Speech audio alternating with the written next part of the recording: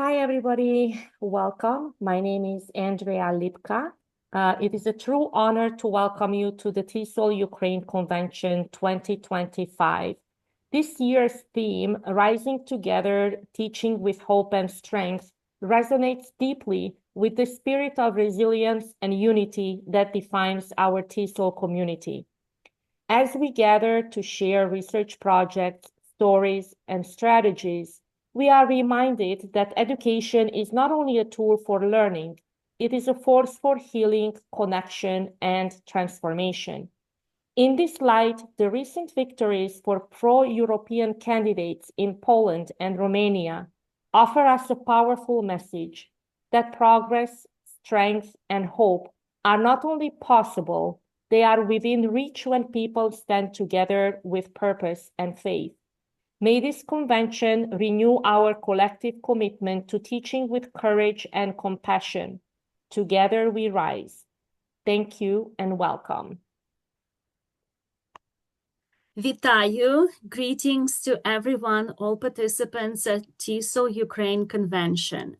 It is my deep honor to share with you today the story behind Voices of Courage and Vulnerability, Teaching English in a Society at War. My name is Roxanna Senyshyn, and I'm Associate Professor at Pennsylvania State University, Abington College. But I have strong connections to Ukraine. I was born and raised in Ukraine, and I graduated from Lviv National University, English Philology. Therefore, this project for me is both a privilege and responsibility or duty, a way to honor the resilience of Ukrainian educators and those who were teaching for Ukraine from abroad during one of the most challenging times in Ukrainian history. Andrea, could please, we move to the next slide. I'll tell a little bit more about the book. This book was born from a need. As the war escalated, English language educators across Ukraine and those teaching for Ukraine, they found themselves in very challenging situations, especially Ukrainian educators, teaching in basements, teaching in shelters, online, and on the move.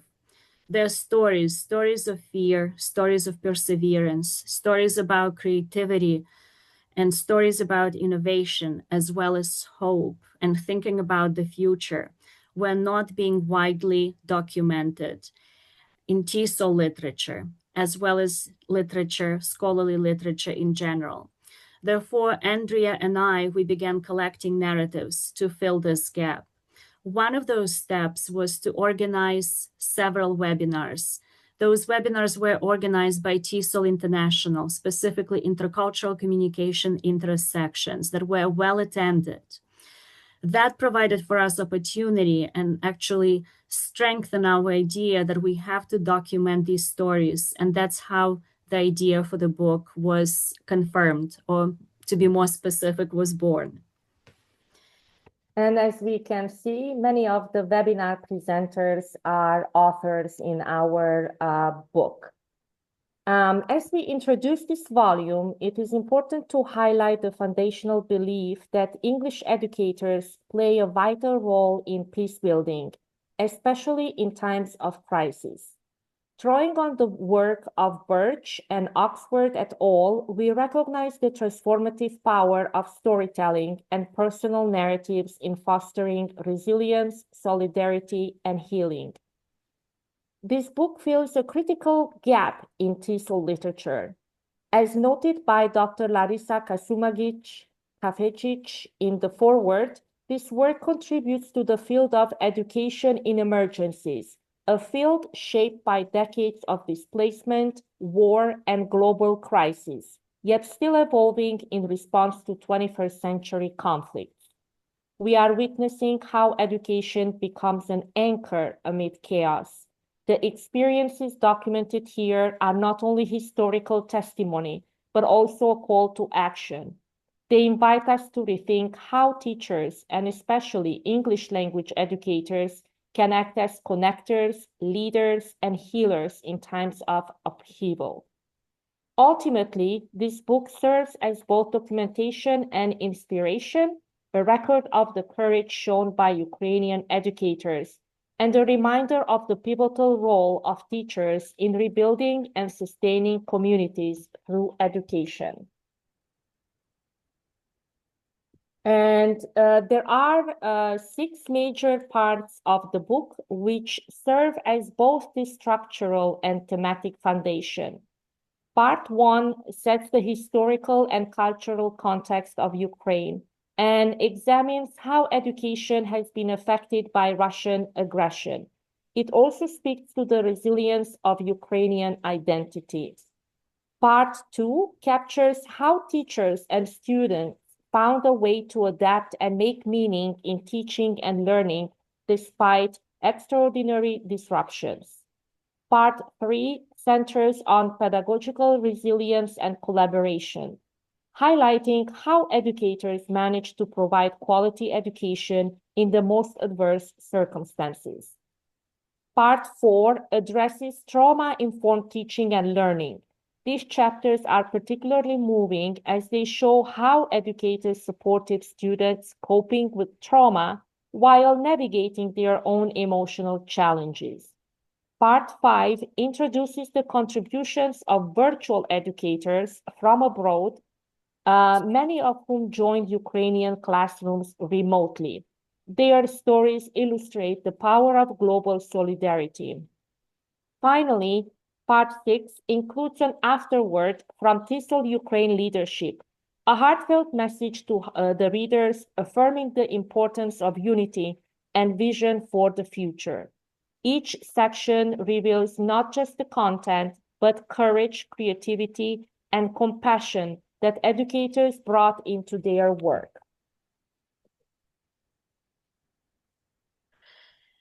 We are proud that this project brought together 27 Ukrainian educators from across 7 regions, many of whom were displaced from their institutions. Regions that are represented by contributing authors from Ukraine are Dnipropetrovska Oblast, Ivano-Frankivska, Kyivska, Kharkivska, Sumska, Zaporizhska, and Zakarpatska. In addition to Ukrainian authors, as it was mentioned earlier, there were those who were collaborating virtually and in solidarity with Ukrainian educators. There are 10 US-based educators who contributed to this volume. What we will be sharing next are just a few insights from chapters, because that would take a long time to share many powerful stories. Andrea will speak about the first one. The insights in this book are personal, poignant, and incredibly powerful. In chapter 1, Vysotska writes a line that truly captures the spirit of this book. We understand our mission, and we never forget that the future of the country depends on us, on our work. This quote echoes a deep truth. Education didn't pause because of war. Instead, it persisted as an act of resistance, purpose, and connection. Teachers and students saw themselves as bridges between cultures and active participants in Ukraine's democratic future. This early chapter sets the tone for the rest of the book, an affirmation that teaching during crisis is not only possible, but profoundly meaningful. In the next slide, I wanted to share a quote by Bradford. In chapter 18, Bradford shared findings from a survey of Ukrainian students. While many students expressed how war disrupted their learning and lives, others described studying as a source of comfort, escape, and responsibility. Some even felt that continuing their education was a way to honor those defending their homes and to prepare for rebuilding Ukraine in the future. Roxanna will share the last quote, which is a wonderful Ukrainian poem. Yeah, and I would like to add what Andrea has shared earlier, that we can see in those selected quotes how authors reflect on this deep emotional labor of teaching under fire and the surprising ways in which education becomes a source of strength. Here, if in this insight, that's to highlight again the power of poetry in creativity to process trauma. As Andrea talked about parts or sections in the book, one of the sections focuses on trauma-informed teaching and learning. That section has the largest number of chapters. This is an opportunity for us to share just a small insight about Kovalenko's work with students and focus on using poetry translation as a meaningful, expressive outlet that fostered engagement, reflection, and connection. Students in her class worked on translating many poems. One of the poems that we have example here is «Живи Україно» by Людмила Яцура. I'll read it in both English and Ukrainian. Хай зійде сонце вранішньо і мирно, ти волелюбна, ти моя сім'я. Живи в країно, ти живи в країно, хай буде доля, як ясна зоря. The sun may rise, in peace of morning may it reign. My freedom-loving home, my family you are. Long live Ukraine, please live Ukraine. Let fate your shine like a brightening star. This wonderful translation was done by Christina Ponomarenko, a student from Odessa, in Kovalenko's class. Next, Andrea will talk about how the book can be used. Thank you, Roxana. So the book is not only a collection of stories, it is also a practical tool for educators, trainers, researchers, and policymakers. For educator, the volume offers professional development on trauma-informed and emergency pedagogy, reflective tools for adapting strategies, training material on teaching in conflict zones. For TESOL researchers and policymakers, the book provides grounded insight into frontline teacher experiences, data and testimony that can inform policy around teacher well-being and education in emergencies. And for global educator communities, it is an invitation to learn from Ukraine's story, build international partnerships, and promote solidarity through education. Ultimately, the book reminds us that in every crisis, there is room for courage, growth, and shared learning. And of course, it's important to acknowledge these powerful contributions by all the authors who contributed to the book, 27 Ukrainian educators and 10 US-based educators.